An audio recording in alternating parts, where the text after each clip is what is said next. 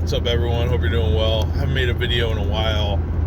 I don't know. It's just hard to be in the right mood, have the right moment in the car or whatever. But man, there's a lot been going on lately. But as far as the topics I like to talk about or that I cover,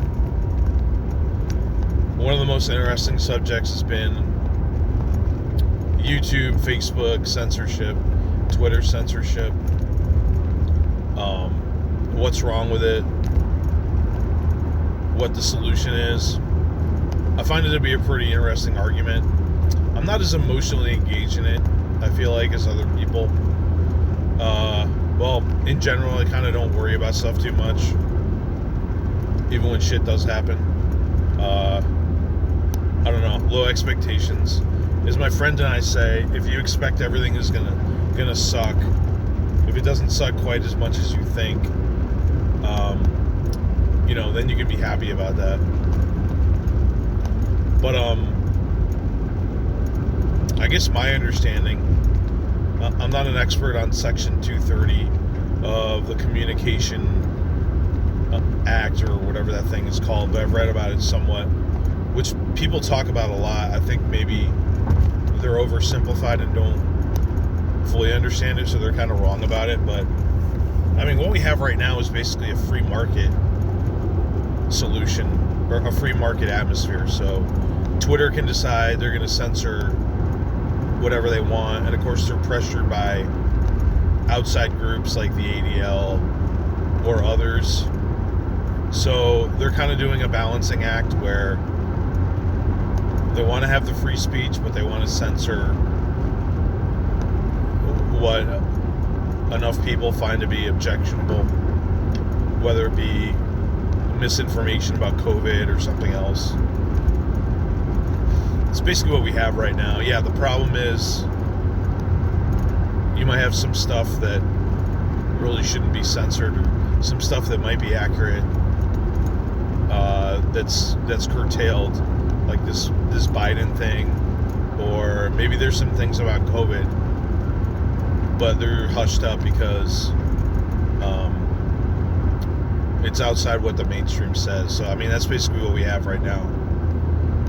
But like, if I got kicked off of YouTube, Facebook, I personally wouldn't care that much. I would just maybe find an alternative. I would see like where are other people going.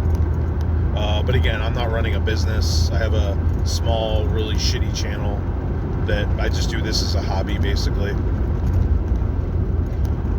I wouldn't even want it to get much bigger because I don't even respond to all the comments I get right now. But I'm not as concerned about it as other people, because Twitter can't just censor whatever they want. If there's enough of a backlash, people will look to alternatives.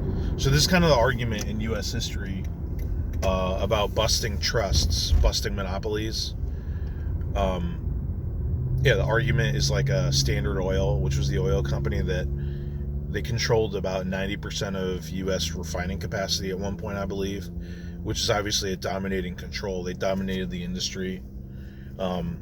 They could set prices. They could kill competition, acquire competition. And they ended up busting their trust. The government came in and busted them, which is what some people want to see happen to these tech quasi-monopolies. But I think in the case of Standard Oil, it wouldn't have been necessary to bust that trust. Enough competition, foreign competition, had broken out. They would have been able to make inroads on those markets. New oil had been discovered outside of the control of Standard Oil. So it wasn't necessary in hindsight. It actually ended up helping Standard Oil shareholders because it increased the value of the company somehow. I don't know. I forget. But I don't know. So I don't feel like these monopolies need to be broken up. I feel like they need to be behaved to a certain degree, or competition there'll be alternatives. Like, I don't see Twitter as super necessary. to run one's life. I don't see why I mean, it used to be shitty MySpace, right? And then what replaced MySpace? Facebook, basically. Twitter, maybe to a certain degree. Maybe that's naive. Maybe I don't understand the industry enough. But I'm personally not that worried. Now, with Section 250, basically the way it's laid out is if you're a platform, you can't censor anything. This is the argument that people make. They say if you're a platform and you want to avoid liability, you just have to let everything go. You know, like ISIS making accounts, death threats, everything. You know, like Nigerian scams, whatever. Everything. You're not at fault. Even beyond fault, if you just, for moral reasons, you don't want like ISIS reporting, you got to let it happen. Or if you're a publisher, then you're liable. Then you can censor, but you're liable for every word that's said. But this isn't the way it works in practicality, as far as I understand it. They basically made exceptions for the internet because obviously it would be a huge job for Twitter to go through everything that's said. It's basically impossible. It can sort of be looked over a little bit. I don't know. I don't understand how that could possibly be done, even with really good AI.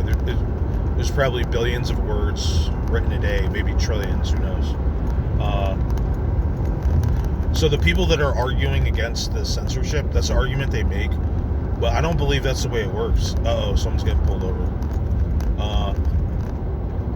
Congress would have to revisit it, I guess, and make changes.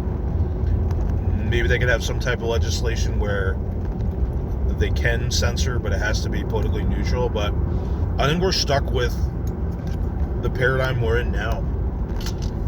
If Facebook wants to censor whatever they want, really objectionable or not objectionable, you know, like Holocaust denier stuff, most people are happy to see that stuff censored out. But if they wanted to censor, say, like promoting the Republican Party, I don't think there's anything to stop it. There would just be a big backlash if they did something like that. So I think right now we're stuck with the free market model. I mean, you can argue that censoring Holocaust deniers is bad business practice, and it shows there's something to hide, but I don't think it really matters if they want to do it and the users support it and they don't face a business cost. I don't think many people are going to get upset over Holocaust deniers or people promoting the greatest story never told. I don't think they have any market power, so I don't think it matters to a Facebook, Twitter, whatever. And they're not going to suffer from real censorship because they can go to any site where that's allowed. They can go to COHOH, whatever, where all the Holocaust deniers convene. I mean, they're not... In actuality, their free speech isn't being curtailed at all. Now, what it would prevent them from doing is recruiting new people. And that's what I think they're upset about. Oh, we can't, share David Cole videos and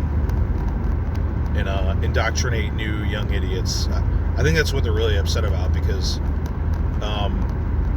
you'll suffer a social cost for Holocaust denial, but there's basically nothing stopping you from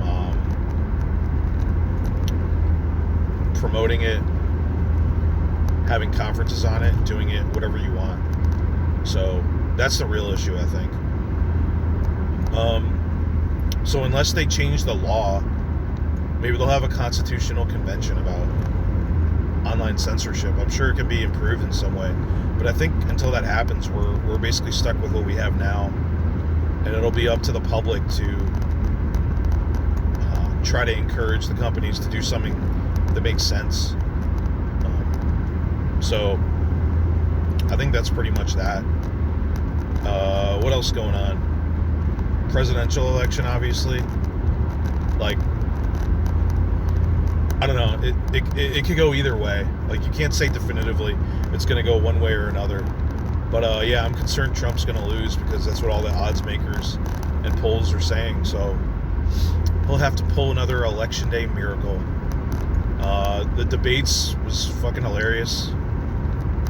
I watched both debates. It's basically pure entertainment for me, but it was definitely really awesome entertainment. I mean, I'm never going to decide how I'm going to vote based on a fucking debate. But anyway, it was awesome.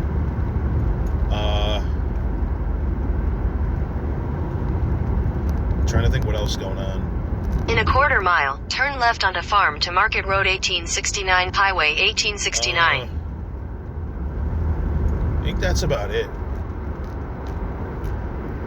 So anyway, everyone have a good day.